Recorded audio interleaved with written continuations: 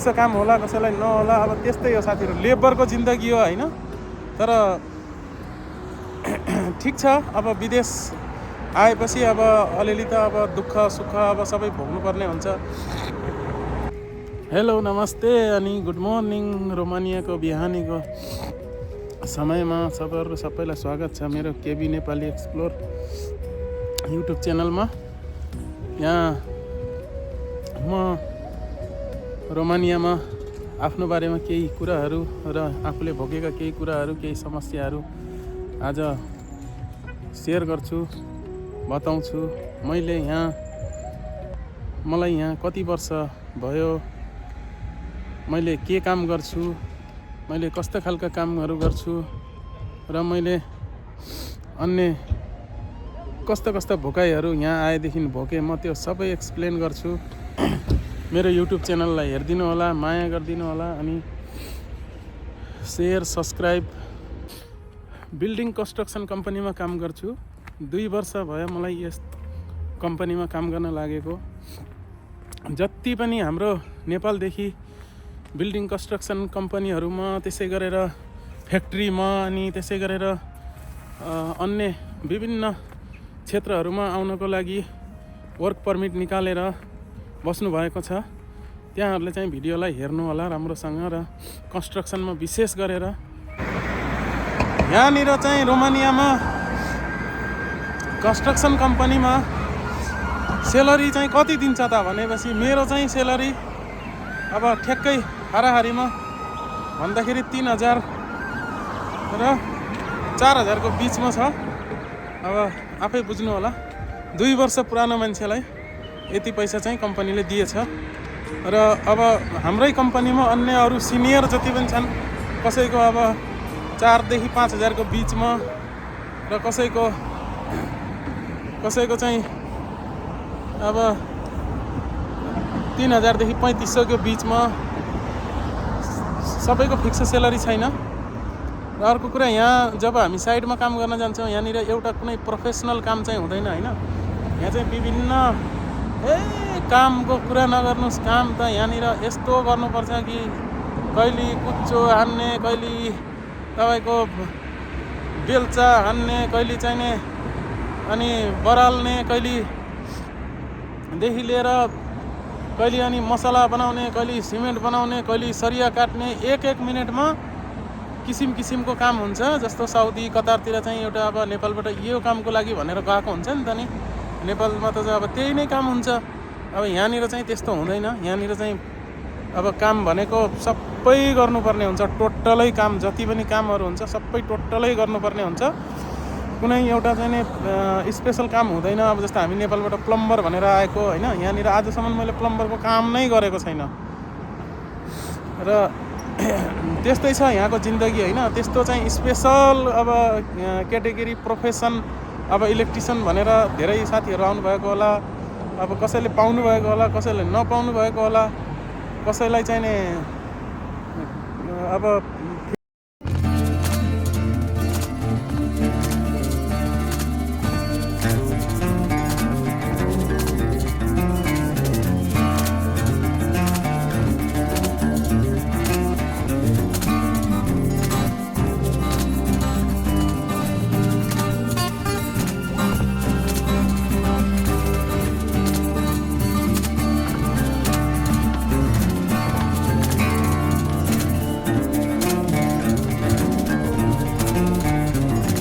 जति पनि अब आउँदै हुनुहुन्छ होइन, नेपालदेखि आउँदै हुनुहुन्छ, हाम्रो नेपालीहरू थुप्रै अहिले त 2025मा त थुप्रै आउनुभयो। आगामी दिनहरूमा पनि आउनु होला। अहिले पनि अब कति हजारको कोटा निकालेको छ भन्ने कुरा सुनिएको छ अनि आउँदै हुनुहुन्छ। त्यहाँहरूले के सल्लाह सुझाव दिन्छु भनेपछि, नेपालमा चाहिँ नि 8 लाख 10 लाख 6 7 लाख 9 लाख 10 लाख रुपियाँ तिरेर नआउनु होला। किनभनेपछि त्यो हिसाबको त्यो लेभलको यहाँ कमाइ छैन। यहाँ कमाइ भनेको फ्याक्ट्री लाइनतिर गयो भनेपछि 70-80 हजार हो नयाँलाई, र कन्स्ट्रक्सन काममा आयो भनेपछि 1 लाख रुपियाँ हो। 90 देखि 1 लाख रुपियाँ, त्योभन्दा माथि चाहिँ बच्दैन। अनि अब अरू क्षेत्रमा एग्रिकल्चर, त्यसपछि वेयर हाउस अरू धेरै क्षेत्रहरू छ। सबै क्षेत्रमा त्यही हो कमाइ। एस्टिमेट कमाउने भनेको त्यही 1 लाख रुपियाँको हाराहारीमा हो होइन।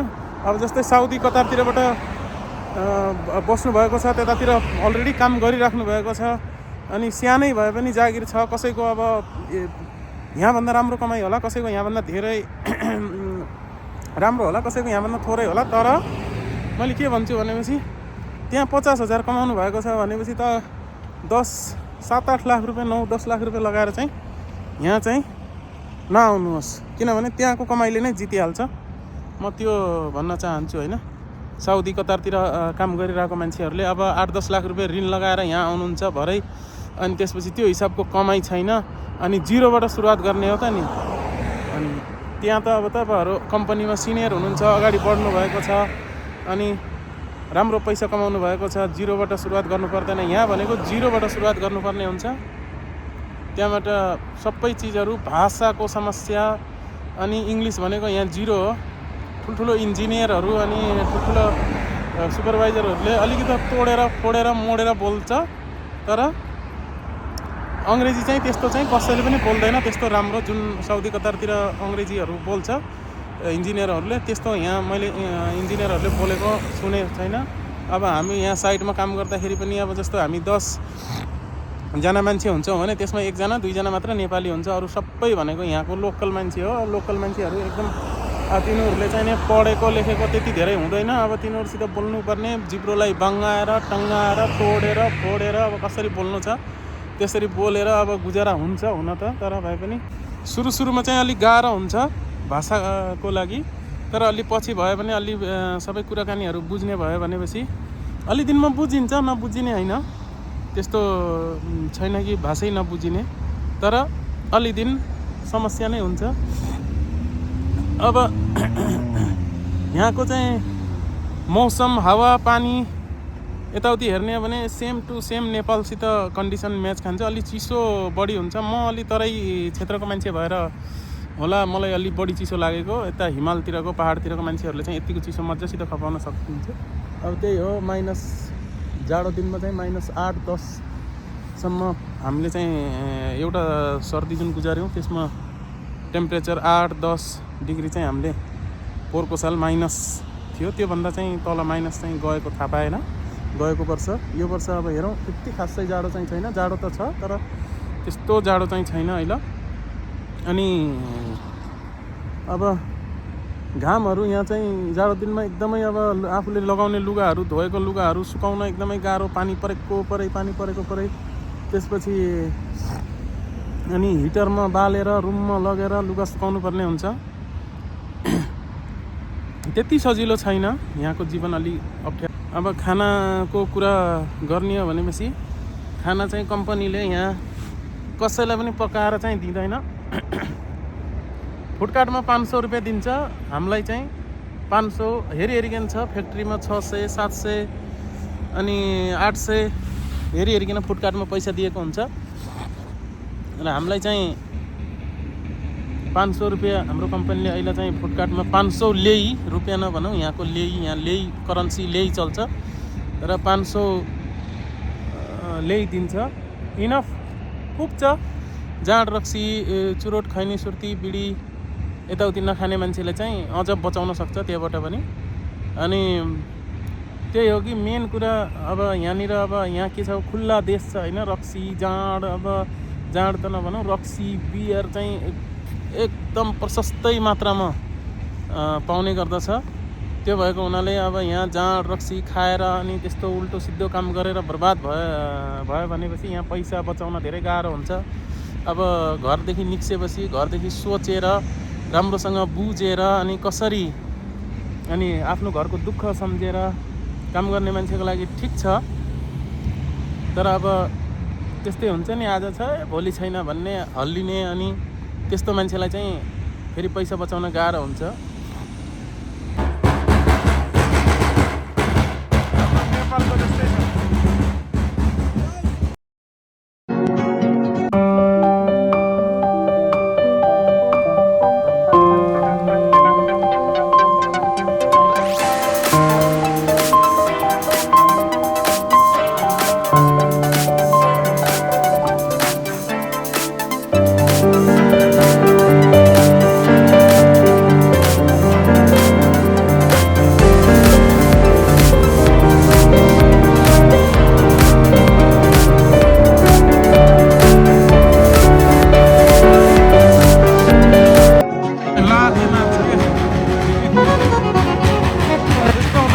रोमानियाको लाखे नाची।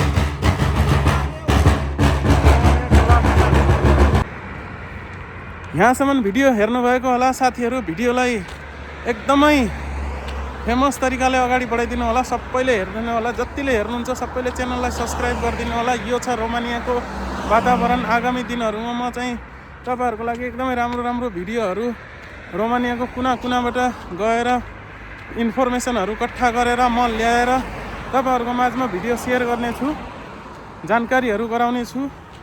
अनि तर त्यसको लागि तपाईँहरूले मेरो च्यानललाई सब्सक्राइब गरेर भिडियोलाई पुरै हेरेर अनि लाइक कमेन्ट के कमी छ, के चिजको कमी छ मेरोमा, के चिजको अलि म बोल्नमा त्योदेखि लिएर मेरो साउन्ड, मेरो भोइस, अनेक चिजहरूलाई हेरेर अनि सबैको बारेमा त्यसमा कमेन्ट गरिदिनु होला। म दिनका दिन सुधार्ने कोसिस गर्छु, त्यसलाई होइन सुधार्ने कोसिसहरू गर्छु। र आजलाई त्यो भन्दै म भिडियोलाई यहाँनिर रोक्छु। अब फेरि अर्को भिडियोमा भेटौँला, फेरि मिठा कुराकानी गरौँला, गफ गरौँला। तपाईँहरूलाई केही नयाँ जानकारीहरू, नयाँ ठाउँ, नयाँ चिजहरू देखाउने छु अर्को भिडियोमा। हामीले यहाँ चाहिँ एउटा अन्तिम कुरा बताउन गइरहेको छु। कुनै कम्पनीले 6 दिन काम गराउँछ, कुनै कम्पनीले 5 दिन काम गराउँछ। हाम्रो कम्पनीले चाहिँ 5 दिन काम गराउँछ अनि 5 दिन 10 घन्टा काम गराउँछ होइन। कुनै कुनै कम्पनीले चाहिँ 5 दिन 6 दिन 10 घन्टा काम गराउँछ। अब पैसामा धेरै अन्तर हुँदैन, त्यही हो, अलिकति 150 रुपियाँको अन्तर हुनसक्ला। अनि अब कुनै यहाँनिर फिक्स छैन क्या एउटाको, मतलब यति सेलरी भनेर कुनै कसैको पनि फिक्स छैन। कसैको सिधै आउन बित्तिकै 4000, 4200, 4500 ल्याइ यहाँको सेलरी छ भने कसैको 2200, 2300 आउने बेलामा त्यति सेलरी छ। कसैको 3000, 2800, 3500, 3200 सेलरी छ। अब त्यस्तै हो यहाँनिर। के छ भने आफ्नो कुनै मतलब गभर्मेन्टले एउटा फिक्स यति सेलरी भनेर तोक्न त तोकेको छ, तर कागजमा मात्रै, त्यसले चाहिँ बाहिर चाहिँ ल्याउँदैन कि, त्यो चाहिँ फिल्डमा चाहिँ लागु नै हुँदैन। अब विभिन्न प्रकारका यहाँको सरकारले नियमहरू, कानुनहरू लागु गरेको हुन्छ, तर त्यसलाई चाहिँ फिल्डमा चाहिँ यहाँको कम्पनीहरूले मान्ने, नटेर्ने, नगर्ने, त्यस्तो खालको यहाँ सिस्टम छ होइन। अब भिडियोलाई हेरिदिनु होला यहाँसम्म। आगामी दिनहरूमा म आफ्नो कमी कमजोरी गल्तीलाई सुधार्दै अनि नयाँ नयाँ ठाउँहरू देखाउँदै तपाईँहरूलाई नयाँ नयाँ जानकारीहरू गराउने छु। ओके, आजलाई बाई बाई, यहाँनिर विश्राम दिउँ।